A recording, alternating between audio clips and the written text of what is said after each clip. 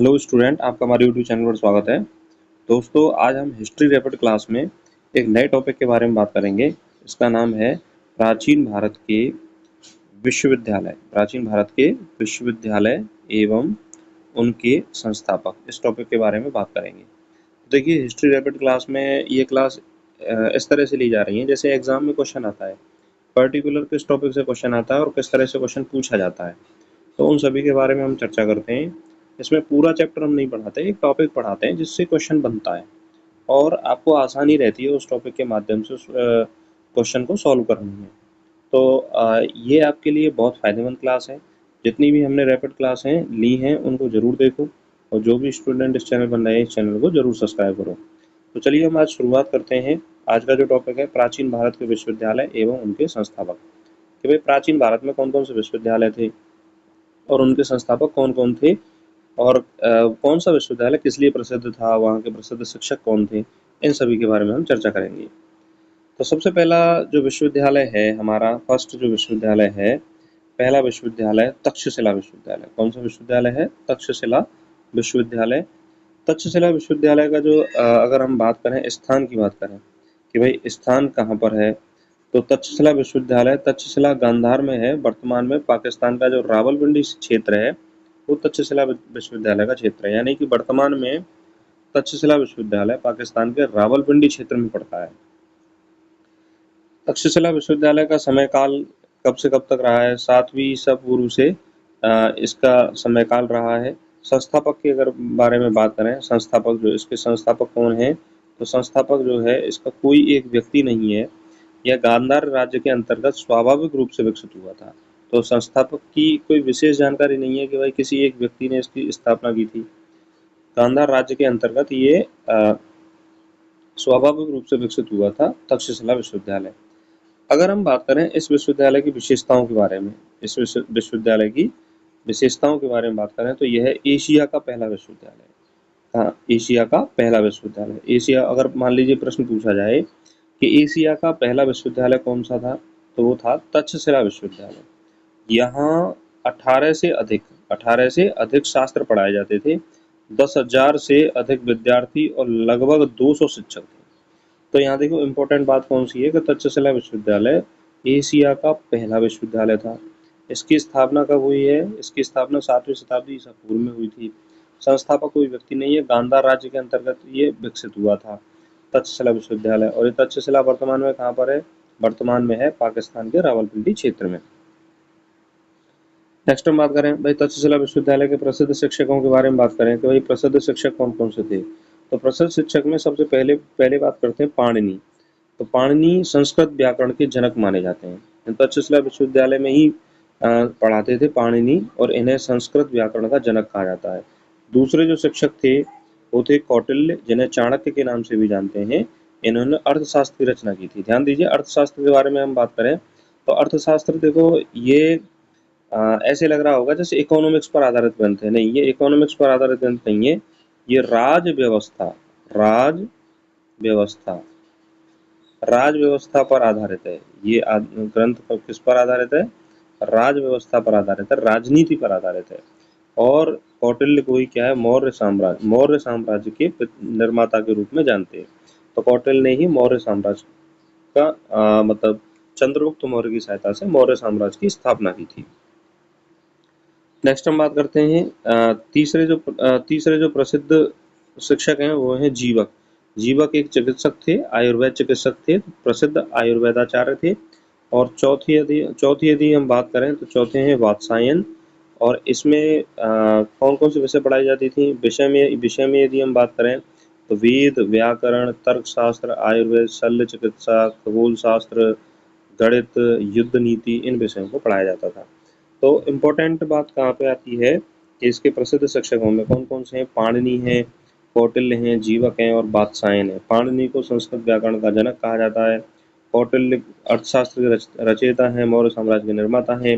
अर्थशास्त्र पुस्तक जो है, बुक है, वो राज्य व्यवस्था पर आधारित है। जीवक प्रसिद्ध आयुर्वेदाचार्य थे। वात्सायन यही पढ़ाते थे तक्षशिला विश्वविद्यालय में। अब दूसरे विश्वविद्यालय की बात करें तो दूसरा विश्वविद्यालय है वह है नालंदा विश्वविद्यालय। दूसरा विश्वविद्यालय कौन सा है? नालंदा विश्वविद्यालय। नालंदा विश्वविद्यालय जो है इसका स्थान के बारे में हम बात करें तो स्थान है नालंदा बिहार में। कहाँ पर है? नालंदा बिहार में। और समय के बारे में बात करें, समय काल 427 ईस्वी से और 1197 ईस्वी तक इसका समय रहा है। और संस्थापक के बारे में बात करें, संस्थापक जो इसका रहा है, ये क्वेश्चन पूछा जाता है पेपर में, तो ये मोस्ट इम्पोर्टेंट है, इसको आप याद रखो कि इसके संस्थापक कौन है। इसके संस्थापक रहे हैं कुमारगुप्त। कौन है? कुमारगुप्त प्रथम। ये कौन, किस वंश के शासक हैं? गुप्त वंश के शासक हैं। तो नालंदा विश्वविद्यालय की स्थापना किसने की थी? कुमारगुप्त ने की थी। और कुमारगुप्त किस वंश के शासक हैं? गुप्त वंश के शासक हैं। नालंदा विश्वविद्यालय की अगर विशेषताओं के बारे में बात करें कि नालंदा विश्वविद्यालय की विशेषताएं क्या हैं, तो नालंदा विश्वविद्यालय विश्व का पहला आवासीय विश्वविद्यालय है। तो देखिए, दुनिया का सबसे पहला आवासीय विश्वविद्यालय कौन सा है? नालंदा विश्वविद्यालय। यहाँ पर 10,000 छात्र पढ़ते थे और 2,000 शिक्षक थे। और नालंदा विश्वविद्यालय के बारे में एक क्वेश्चन और पूछा जाता है। देखिए, इसकी जो 9 मंजिला पुस्तकालय था, 9 मंजिला पुस्तकालय, ये 9 मंजिला जो पुस्तकालय था, इसका नाम था धर्मगंज। क्या नाम था? धर्मगंज। ये क्वेश्चन भी पूछा जाता है कि नालंदा विश्वविद्यालय के 9 मंजिला पुस्तकालय को किस नाम से जाना जाता था? तो धर्मगंज नाम से जाना जाता था नालंदा विश्वविद्यालय को। नालंदा विश्वविद्यालय के बारे में एक बार रिवाइज करें हम। कहाँ पर है? नालंदा बिहार में। इसका समय काल कब से कब तक रहा है? 427 ईस्वी से 1197 ईस्वी तक। संस्थापक कौन रहा है इसके? कुमारगुप्त प्रथम रहे हैं और ये गुप्त वंश के शासक थे। और इसकी विशेषताएं क्या रही हैं कि विश्व का पहला आवासीय विश्वविद्यालय है, 10,000 छात्र इसमें पढ़ते थे, 2,000 शिक्षक थे इसमें। 9 मंजिला पुस्तकालय को धर्मगंज के नाम से जाना जाता है। किस नाम से जाना जाता है? धर्मगंज के नाम से जाना जाता था। नेक्स्ट हम बात करें कि नालंदा विश्वविद्यालय में प्रसिद्ध प्रसिद्ध आचार्य कौन थे? तो नागार्जुन, आर्यदेव, धर्मपाल, शीलभद्र। देखिए, नालंदा विश्वविद्यालय में ही पढ़ाते थे नागार्जुन, आर्यदेव, धर्मपाल, शीलभद्र। अब नालंदा विश्वविद्यालय में पढ़ने के लिए प्रसिद्ध आगंतुक कौन आए? तो सबसे इम्पोर्टेंट है, चीनी यात्री थे हेनसांग। हेनसांग नालंदा विश्वविद्यालय में पढ़ने के लिए आए थे। एक चीनी यात्री थे और ये विद्यार्थी के रूप में यहाँ पर रहे थे। दूसरा कौन आए थे यहाँ पे नालंदा विश्वविद्यालय में? इत्सिंग आए थे। इत्सिंग चीनी बौद्ध भिक्षु थे और यह भी नालंदा विश्वविद्यालय में रहे थे। नालंदा विश्वविद्यालय में कौन कौन सी विषय पढ़ाई जाती थी? अगर विषय पढ़ाने के बारे में हम बात करें तो बौद्ध दर्शन, महायान पढ़ाया जाता था, वेद पढ़ाए जाते थे, तर्कशास्त्र पढ़ाया जाता था, चिकित्सा, गणित, ज्योतिष, व्याकरण, ध्वनि विज्ञान, ये सब नालंदा विश्वविद्यालय में पढ़ाए जाते थे। तो नालंदा विश्वविद्यालय भी बहुत प्रसिद्ध विश्वविद्यालय रहा है। और अगर हम बात करें तक्षशिला विश्वविद्यालय के बाद यदि कोई प्रसिद्ध विश्वविद्यालय रहा है तो वो कौन सा है? नालंदा विश्वविद्यालय है। नेक्स्ट हम बात करें, तीसरा जो विश्वविद्यालय है वह है विक्रमशिला विश्वविद्यालय। तीसरा विश्वविद्यालय कौन सा है? विक्रमशिला विश्वविद्यालय। तीसरा विश्वविद्यालय है विक्रमशिला विश्वविद्यालय। तो विक्रमशिला विश्वविद्यालय के बारे में बात करते हैं। विक्रमशिला विश्वविद्यालय के स्थान के बारे में यदि हम बात करें, स्थान कहाँ पर है? ये भागलपुर बिहार में है। और समय काल के बारे में बात करें, समय 8वीं शताब्दी में इसकी स्थापना होती है। इसके संस्थापक कौन है? संस्थापक है राजा धर्मपाल। ये धर्मपाल पाल वंश के राजा हैं। किसके राजा है? पाल वंश के राजा हैं। तो ऐसे याद रखें कि भाई विक्रम ने धर्म को पाला। कैसे याद रखेंगे हम? एक ट्रिक के माध्यम से याद रखेंगे। विक्रम ने धर्म को पाला, तो विक्रम मतलब विक्रमशिला विश्वविद्यालय, और धर्म को पाला मतलब धर्मपाल ने इसकी स्थापना की। पाल वंश के क्या है? शासक हैं। इसकी विशेषताओं के बारे में हम बात करें, विशेषताएं क्या है इसकी? तो नालंदा की कमी को पूरा करने के लिए इस विश्वविद्यालय को स्थापित किया गया था। और तिब्बती बौद्ध धर्म वज्रयान का प्रमुख केंद्र था। वज्रयान का क्या था? ये प्रमुख केंद्र था विक्रमशिला विश्वविद्यालय। अच्छा, नालंदा विश्वविद्यालय में क्या पढ़ाया जाता था? महायान पढ़ाया जाता था। और विक्रमशिला विश्वविद्यालय में क्या पढ़ाया जाने लगा? वज्रयान शाखा की मतलब पढ़ाई की जाती थी। नेक्स्ट हम बात करें भाई, इसमें प्रसिद्ध शिक्षक कौन कौन से थे? प्रसिद्ध शिक्षक रत्नाकर शांति और दीपंकर श्रीज्ञान, जिसको अतिशी के नाम से जाना जाता था। तो ये विक्रमशिला विश्वविद्यालय में पढ़ाते थे।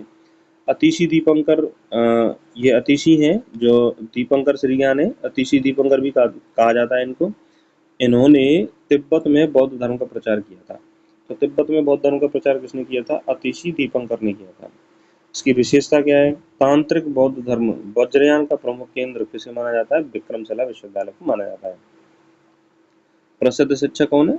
रत्नाकर शांति और दीपंकर श्रीज्ञान, और इनको अतिशी के नाम से जाना जाता है। अतिशी दीपंकर, इन्होंने तिब्बत में बौद्ध धर्म का क्या किया था? प्रचार किया था। अगर हम बात करें विषय की, बात करें विषय, विषय कौन कौन सी पढ़ाई जाती थी? बौद्ध धर्म। बौद्ध धर्म में कौन सी? तांत्रिक बौद्ध धर्म की बात करें तो वज्रयान शाखा। किसको पढ़ाया जाता था? वज्रयान शाखा को पढ़ाया जाता था। फिर तंत्र, तर्कशास्त्र, व्याकरण, संस्कृत, दर्शन, चिकित्सा, इन विषयों को इसमें पढ़ाया जाता था। नेक्स्ट हम बात करें जो चौथा विश्वविद्यालय है, चौथा विश्वविद्यालय है वल्लभी विश्वविद्यालय। चौथा विश्वविद्यालय कौन सा है? वल्लभी विश्वविद्यालय। वल्लभी विश्वविद्यालय, वल्लभी विश्वविद्यालय नाम से पता चल रहा है इसका स्थान कहाँ पे होगा? सौराष्ट्र गुजरात में। सौराष्ट्र गुजरात में थे, और इनका काल जो है, समय काल 6वीं शताब्दी से और 8वीं शताब्दी तक रहा है। इसके संस्थापक मैत्रक वंश के शासक शिलादित्य थे। किससे थे? शिलादित्य थे, शिलादित्य प्रथम। ठीक है, तो ये क्वेश्चन पूछा जा सकता है आपसे, इम्पोर्टेंट है। मैत्रक वंश के शासक शिलादित्य प्रथम इसके शासक थे। और विद्यार्थी इसमें कौन रहे? विद्यार्थी तो विद्यार्थी रहे कहाँ से आते थे? चीन, तिब्बत, श्रीलंका से आते थे यहाँ पे। इसको याद रखने का तरीका क्या होगा कि भाई वल्लभ ने शिलादित्य से मैत्री की, वल्लभ ने शिलादित्य से मैत्री की, तो वल्लभ मतलब वल्लभी विश्वविद्यालय। शिलादित्य प्रथम इसके संस्थापक हैं, और मैत्री मतलब मैत्रक वंश के राजा हैं। इसके राजा हैं ये, मैत्रक वंश के राजा हैं। और वल्लभी विश्वविद्यालय कहाँ पर है? सौराष्ट्र गुजरात में। इस विश्वविद्यालय की विशेषताओं के बारे में यदि बात करें, विश्वविद्यालय में विशेषताएं, तो जैन और ब्राह्मण दोनों धर्म की शिक्षा का केंद्र था ये वल्लभी विश्वविद्यालय। यह विश्वविद्यालय नालंदा के समकक्ष था। यहाँ पर जैन धर्म, राजनीति, धर्मशास्त्र, अर्थशास्त्र की उच्च शिक्षा दी जाती थी। और प्रसिद्ध आगंतुक, अगर इसके बारे में बात करें कि प्रसिद्ध आगंतुक कौन है, तो चीनी यात्री इत्सिंग ने वल्लभी विश्वविद्यालय की क्या की है? प्रशंसा की है। तो इत्सिंग कहाँ पे आया था? नालंदा विश्वविद्यालय में भी आया था और वल्लभी विश्वविद्यालय में भी। और अगर हम बात करें इसमें विषय कौन कौन से पढ़ाए जाते थे? विषय नीति, धर्मशास्त्र, गणित, जैन दर्शन और चिकित्सा जैसे विषय पढ़ाए जाते थे। कौन कौन से? नीति, धर्मशास्त्र, गणित, जैन दर्शन और चिकित्सा जैसे विषय यहाँ पर पढ़ाए जाते थे। नेक्स्ट हम बात करें अगला जो विश्वविद्यालय है, अगला विश्वविद्यालय औदंतपुरी विश्वविद्यालय। अगला विश्वविद्यालय कौन सा है? औदंतपुरी विश्वविद्यालय। इसका स्थान कहाँ पर है? नालंदा के पास, बिहार में है। इसका समयकाल 8वीं शताब्दी है, और इसको किसने बसाया था? पाल वंश के शासक ने। किसने? पाल वंश के राजा गोपाल ने। पाल वंश के राजा गोपाल ने औदंतपुरी विश्वविद्यालय की स्थापना की थी। तो ये भी इम्पोर्टेंट है कि गोपाल ने किसकी स्थापना की थी? पाल वंश के राजा हैं गोपाल, इन्होंने औदंतपुरी विश्वविद्यालय की स्थापना की है। प्रसिद्ध शिक्षकों के बारे में बात करें तो प्रसिद्ध शिक्षक का कोई विशेष नाम यहाँ पर मिलता नहीं है, कोई विशेष नाम ज्ञात नहीं है इनके प्रसिद्ध शिक्षक का। अब हम बात करें विशेषताओं के बारे में कि भाई विशेषता क्या है, तो तिब्बती बौद्ध शिक्षा का केंद्र था ये औदंतपुरी विश्वविद्यालय। यहाँ पर यह बौद्ध शिक्षा का प्रमुख केंद्र था। यहाँ से शिक्षा पाकर कई विद्यार्थी तिब्बत और दक्षिण पूर्वी एशिया में गए। वैसे औदंतपुरी विश्वविद्यालय में बौद्ध दर्शन विषय था। संस्कृत, व्याकरण, तंत्र और दर्शन, दर्शन शास्त्र पढ़ाया जाता था, संस्कृत पढ़ाई जाती थी, बौद्ध दर्शन पढ़ाए जाते थे, व्याकरण पढ़ाया जाता था। तो ये सभी विषय यहाँ पर पढ़ाए जाते थे। और औदंतपुरी विश्वविद्यालय के जो विद्यार्थी थे, इन्होंने तिब्बत और दक्षिण पूर्वी एशिया में गए और वहाँ पर बौद्ध धर्म का क्या किया? प्रचार किया। अब हम बात करें शारदा पीठ के बारे में। किसके बारे में? शारदा पीठ के बारे में। शारदा पीठ अब कहाँ पर है? कश्मीर में है, जो पीओके में है, पीओके में है, पाक अधिकृत कश्मीर में है शारदा पीठ। इसका काल जो है वो प्रारंभिक मध्यकाल है। शारदा पीठ प्राचीन काल से अस्तित्व में था। वैसे प्राचीन काल से अस्तित्व में था, लेकिन पूरी तरह से शारदा पीठ की जो स्थापना हुई है या प्रसिद्धि हुई या लोगों को इसके बारे में बहुत अच्छे से पता चला, तो वो है प्रारंभिक मध्यकाल। इसके संस्थापक कौन है? संस्थापक के बारे में यदि हम बात करें तो पौराणिक मान्यता के अनुसार सरस्वती देवी का मंदिर था ये। किसका मंदिर था ये? सरस्वती देवी का। लेकिन ऐतिहासिक रूप से आदि शंकराचार्य ने इसकी पुनर्स्थापना की थी। तो प्रारंभिक जो मध्यकाल है उसमें शारदा पीठ की स्थापना किसने की थी? आदि शंकराचार्य ने इसकी क्या की थी? दोबारा स्थापना की थी, पुनर्स्थापना की थी शारदा पीठ की। विशेषताओं के बारे में बात करें कि भाई विशेषता क्या है, तो शारदा लिपि का विकास यहीं हुआ और यह पीठ शैव धर्म और वैदिक दर्शन का प्रमुख केंद्र था। तो यानी कि शिव धर्म का और वैदिक दर्शन का प्रमुख केंद्र था। अब तो ये शायद इतना प्रसिद्ध भी नहीं होगा क्योंकि पीओके में है, तो वहाँ तो मुसलमान रहते हैं, तो वो तो स्वयं वैसे ही चिढ़ते हैं। और विषय के बारे में यदि हम बात करें, विषय वेद, वेदांत, शैव दर्शन, न्याय शास्त्र, ये विषय पढ़ाए जाते थे। तो यहाँ पर शारदा पीठ में वेद पढ़ाया जाता था, वेदांत पढ़ाए जाते थे, शैव दर्शन पढ़ाया जाता था, न्याय शास्त्र यहाँ पर पढ़ाया जाता था।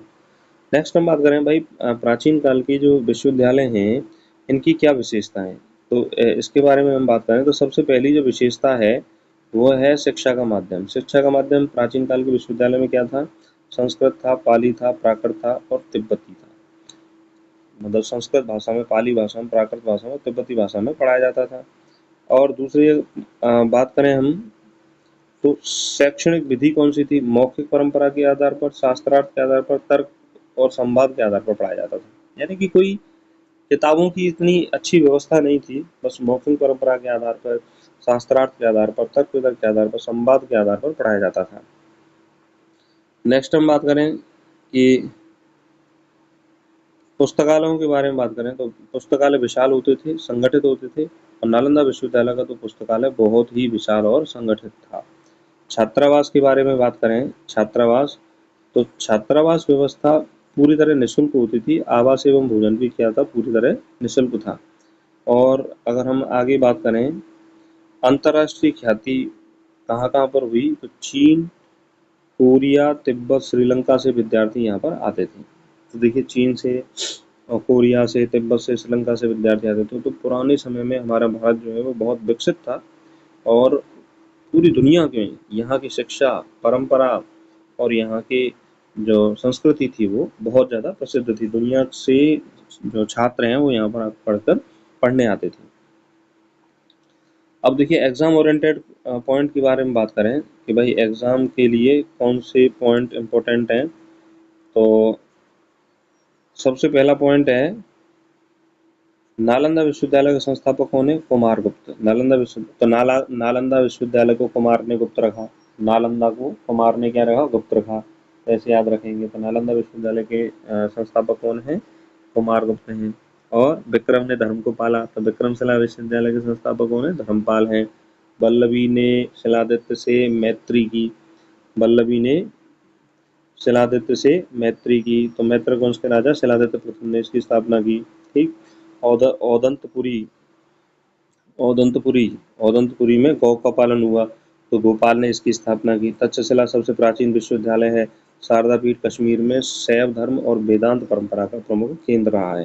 तो नालंदा विश्वविद्यालय के संस्थापक कौन है, कुमार गुप्त। यहाँ से क्वेश्चन बनता है पेपर में। विक्रमशिला विश्वविद्यालय संस्थापक कौन है, धर्मपाल। वल्लभी के संस्थापक कौन है, मैत्रक वंश के शिलादित्य प्रथम। औदंतपुरी के संस्थापक कौन है, गोपाल। तक्षशिला विश्वविद्यालय संस्थापक कौन है, सबसे प्राचीन है, इसके संस्थापक नहीं पता है। ये गांधार राज्य के अंतर्गत स्वयं विकसित हुआ था। और शारदा पीठ में कश्मीर में शैव और वेदांत परंपरा का प्रमुख केंद्र रहा है। जो चैप्टर है वो इसको रिवाइज किया और थोड़े से समय में हमने इस पॉइंट को पढ़ा। यहाँ से देखो क्वेश्चन जो है वो परीक्षा में पूछ लिया जाता है। तो ये क्लासेज आपको इस तरह से दी जा रही हैं जिससे कि आप थोड़े से समय में एक टॉपिक को रिवाइज करें और आपका क्वेश्चन जो है वो एग्जाम में हिट हो जाए। आशा करता हूँ कि आपको क्लासेस समझ में आई होगी। यदि आपको ये क्लास अच्छी लगी तो इस चैनल को लाइक करें और चैनल को सब्सक्राइब करें, अपने दोस्तों तक शेयर करें। और जो भी स्टूडेंट इस चैनल पर नए, इस चैनल को जरूर सब्सक्राइब करें। अपनी तैयारी को स्ट्रॉन्ग करते रहें। नमस्कार, धन्यवाद।